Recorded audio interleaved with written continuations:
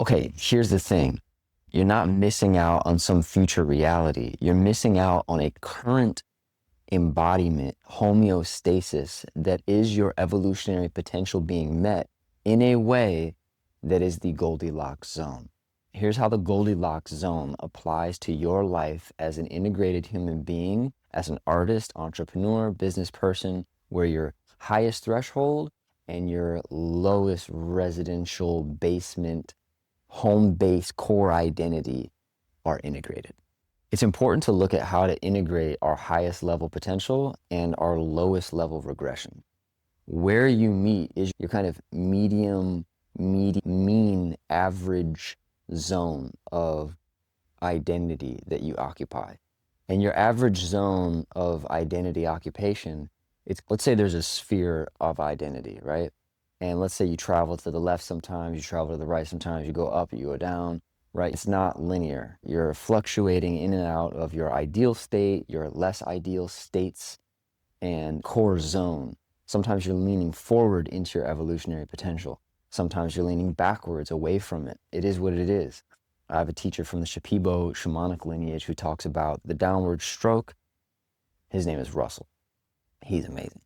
Russell and I are going to be doing an online course soon. It's going to help you embody and yet not strive while you are embodying your fullest potential. It's amazing. But Russell talks about the importance of not denying or running away from the need for the downward stroke. It's the idea that when we're painting a canvas, the upward stroke is what all of us in our rational kind of ego identity would prefer is who we are. So it's the idea of the contributions. It's the foreground, not the background.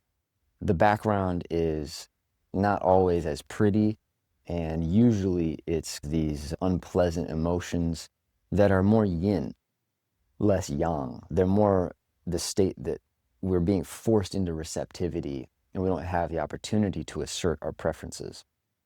But if we can find pocket of our process, of our posture that has a primary practice where we have the opportunity to integrate what the downward stroke, what the yin receptive state, lunar consciousness is showing us, it's those days where it's like, bro, I need to take a day off. So all the David Goggins and the Cam Hanes and the hyper masculine, assertive, like strive, ambition is healthy, all that stuff, it has its place. I think it really does have its space and place if it can be integrated holistically in a healthy way.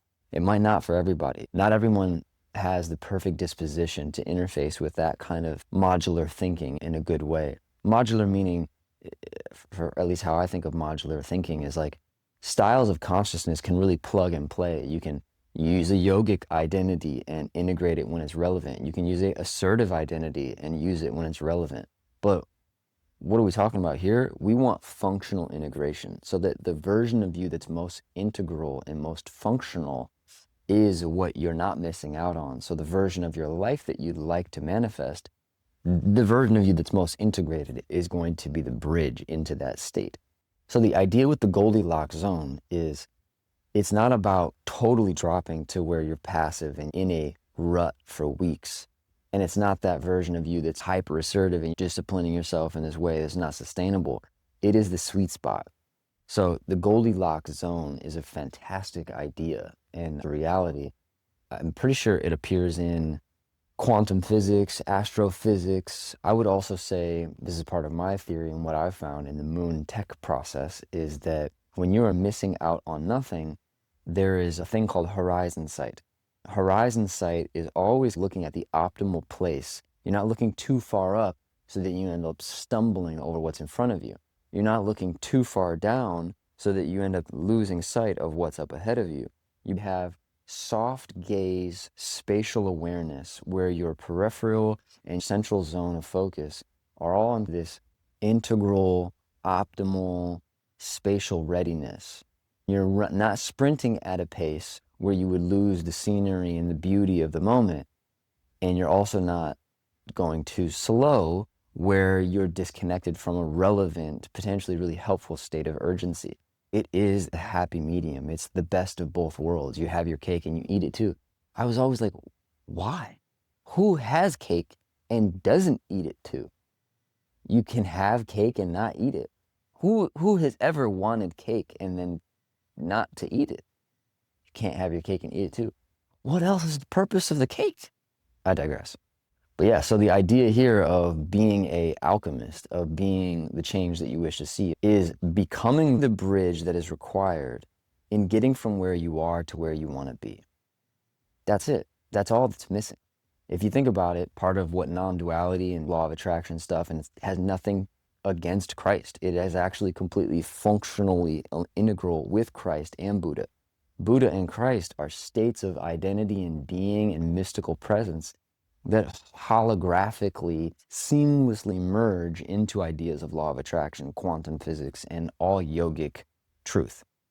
And so my desire here is to help people stop living from FOMO, because FOMO is really a sliver of identity in the spectrum of identity where you're fearing that you don't have enough. You're fearful, and so you're operating from this state of fear, and you end up magnetizing more unpreferential states to yourself.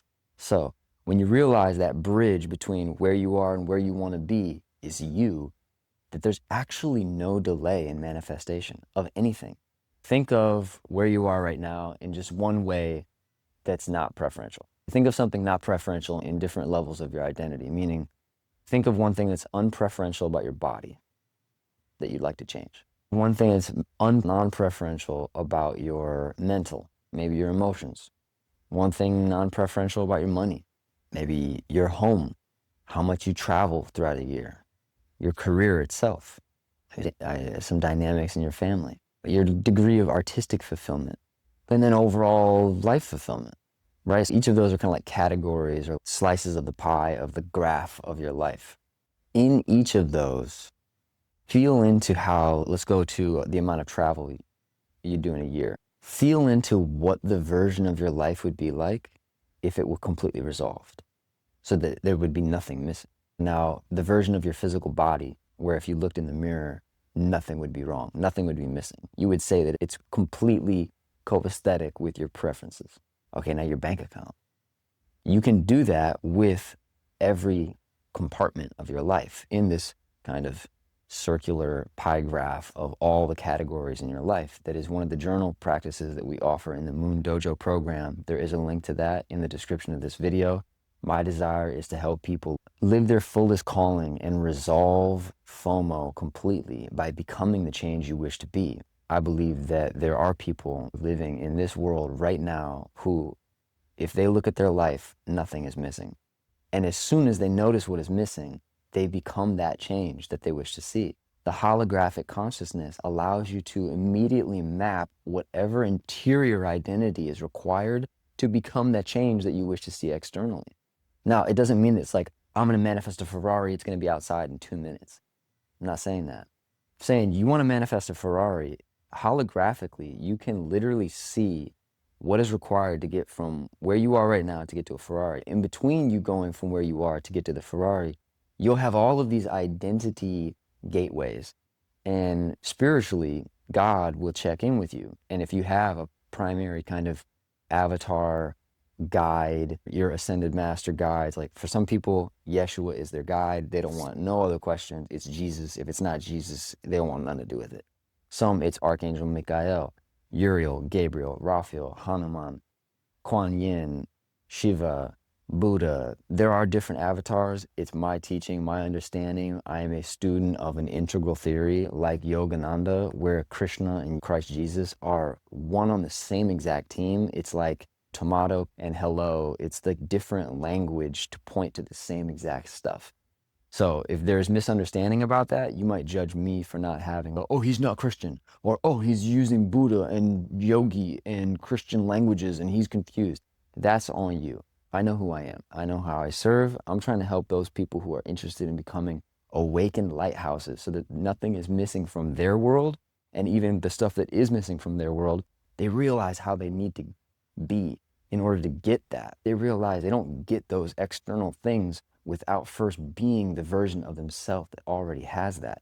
Now, yeah, linear time, there's a bit of a delay in response to your external manifestation of that internal state sometimes. And that delay is actually a series of checks and balances where spirit, your divine guidance, God, is asking you, are you sure? Are you sure? Are you sure this is who you are? Are you sure this is what you want? This is copacetic with my design and my intention for you as a soul on earth in this incarnation. Are you sure you're not comparing yourself to what that person has and mapping what they have onto your life and wishing and hoping and desiring things that are not actually relevant for you? And it might be relevant for you to get to a Ferrari. You might have some transformations and purifications of systems and processes and identities that are in the way between where you are and where you want to be. At some point, you might realize, wow, that Ferrari was just like a logo or an icon to get me towards this posture. And along the way, I realized I didn't even want a Ferrari anyway. I wanted to get to Italy, and then I got to Italy and I found my dream girl, and I needed to learn about Ferrari because she worked at a Ferrari dealer, whatever. But sometimes that's how the process of manifestation and spiritual maturity ends up creating inside of us this modular identity complex where you're able to become what's needed. You're not this one singular fixed identity that if you shift slightly away from that, you break and crumble. You're pliable, able to bend and augment, and it's up to you to develop clarity as to who you are not, so you know how you can be of service and utilization in the greater plan. If you're interested in doing deeper work like this, hit the link in the description. The Moon Alchemy program, the Mirror Alchemy program, and the Dojo program are designed for alchemists like you who want to be the lighthouse in your family, in your community. I'm interested in working with the indigo kids, the artists, and the spiritual creatives all around the world who realize that they are the ones who have to become the change they wish to see. You're interested in learning about my background or why it might be relevant to work with you on this and mirror the change that you wish to see and wish to be? Click the link in the description. There's more info there. Much love to you. Namaste. Good luck finding that Goldilocks sweet spot in your life, whoever you are, wherever you are, and wherever you are the way you are. Much love.